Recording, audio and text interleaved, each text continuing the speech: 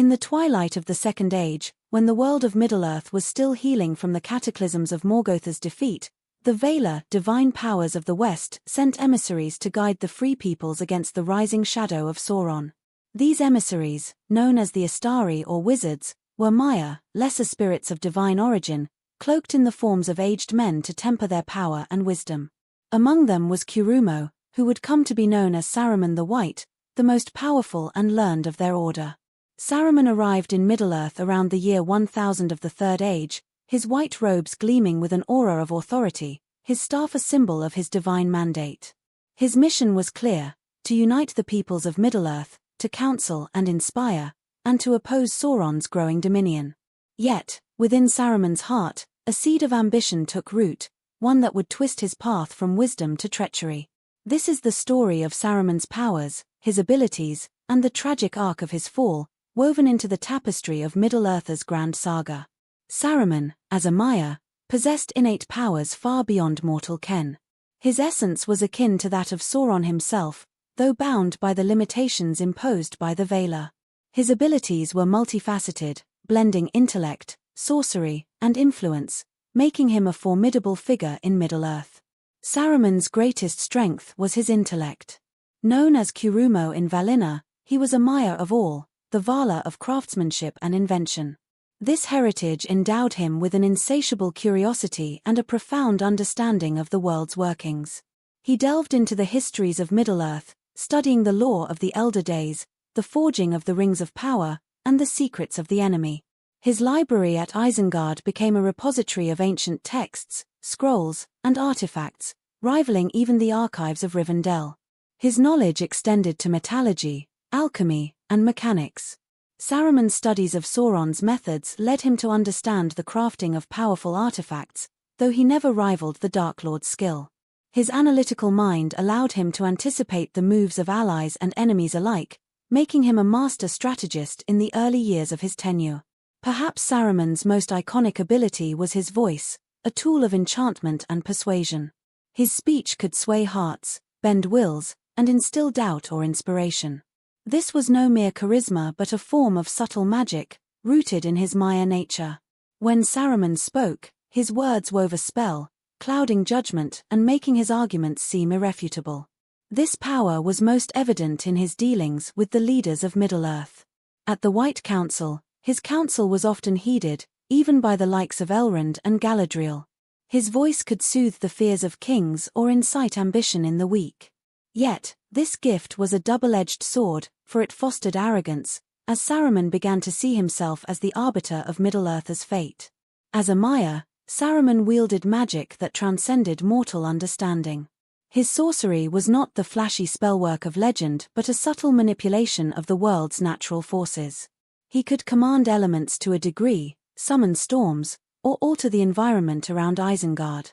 His staff, a conduit of his power, amplified these abilities, allowing him to project his will across distances. Saruman's magic was most evident in his creation of the Uruk-hai, a breed of orcs enhanced through alchemical and possibly magical means. These creatures were stronger, faster, and more resilient than their kin, capable of enduring sunlight, a feat previously unheard of. This act of creation, however, hinted at Saruman's growing corruption, as it echoed Sauron's own perversions of life. Upon taking residence in Orthanc, the ancient tower of Isengard, Saruman transformed the valley into a fortress of industry. His ability to organize and command was unmatched. He rallied men, orcs, and other creatures to his service, turning Isengard into a war machine. His logistical genius ensured that his armies were well armed, fed, and disciplined, a testament to his ability to bend disparate forces to a singular purpose. Orthanc itself, constructed by the Númenóreans, was impregnable, and Saruman enhanced its defenses with his own enchantments. The tower became a symbol of his authority, its black stone reflecting his growing obsession with power. In the early centuries of the Third Age, Saruman was a beacon of hope. He traveled widely, forging alliances with the kingdoms of Gondor and Rohan. His counsel helped strengthen the defenses of the West, and his presence deterred Sauron's early probes. He was appointed head of the White Council, a coalition of the wise, including Gandalf, Elrond, and Galadriel, tasked with countering Sauron's influence. Saruman's leadership of the White Council showcased his strategic brilliance. He advocated for vigilance against Sauron, urging the tracking of the One Ring and the monitoring of Dol Guldur, where Sauron's presence was suspected. His arguments were compelling, though his motives were not always pure. Even then, Saruman coveted the ring, believing he could wield it to order Middle-earth according to his vision. His rivalry with Gandalf began to surface during these councils. Gandalf's intuitive approach and trust in the resilience of the Free Peoples clashed with Saruman's calculated pragmatism. Saruman's voice often drowned out dissent, but Gandalf's growing suspicion of his motives planted seeds of discord. One of Saruman's most fateful decisions was to use the Palantir, a seeing stone housed in Orthanc. These ancient devices allowed communication and vision across vast distances, but they were perilous, for Sauron held the Palantir of Minas Ithil. Saruman believed he could master the stone, using it to spy on Sauron and uncover his plans. Instead, Sauron's will ensnared him, feeding Saruman half-truths and visions that fueled his ambition. The Palantir amplified Saruman's powers of perception, allowing him to observe distant events with uncanny clarity. He saw the movements of armies, the councils of his allies, and the stirrings of Sauron's forces. Yet, this knowledge came at a cost, as Sauron subtly manipulated Saruman's perceptions, drawing him closer to treachery. Saruman's descent was not a sudden plunge but a gradual erosion of his principles.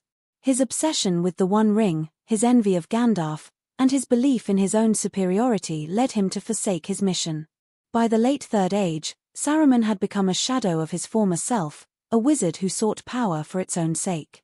Saruman's studies of the Rings of Power convinced him that the One Ring was the key to Middle-earth's salvation or its domination. He believed that with the ring, he could supplant Sauron and rule as a benevolent tyrant, ordering the world according to his wisdom. This delusion marked the turning point in his fall, as he began to see himself as a rival to both Sauron and the Valar. His use of the Palantir intensified this obsession. Sauron, aware of Saruman's ambitions, dangled visions of the ring's power, stoking his desire. Saruman's agents, including spies and mercenaries, scoured Middle-earth for clues to the ring's location, a pursuit that brought him into conflict with Gandalf and the Free Peoples. Saruman's treachery became evident during the White Council's debates over Dol Guldur. While he publicly advocated caution, he secretly delayed action against Sauron, hoping to locate the ring before the Dark Lord reclaimed it. His voice, once a tool of unity, became a weapon of deception, sowing doubt and division among the wise. When Gandalf proposed an assault on Dol Guldur, Saruman relented, but only because he feared Sauron's growing strength might outpace his own plans. The attack drove Sauron from Mirkwood, but Saruman's duplicity ensured that the Dark Lord's true plans remained hidden. By the time of the Lord of the Rings, Saruman had forged a tenuous alliance with Sauron. He offered his services as a subordinate, promising to aid Sauron's conquest in exchange for a share of power. Yet, Saruman's loyalty was a facade.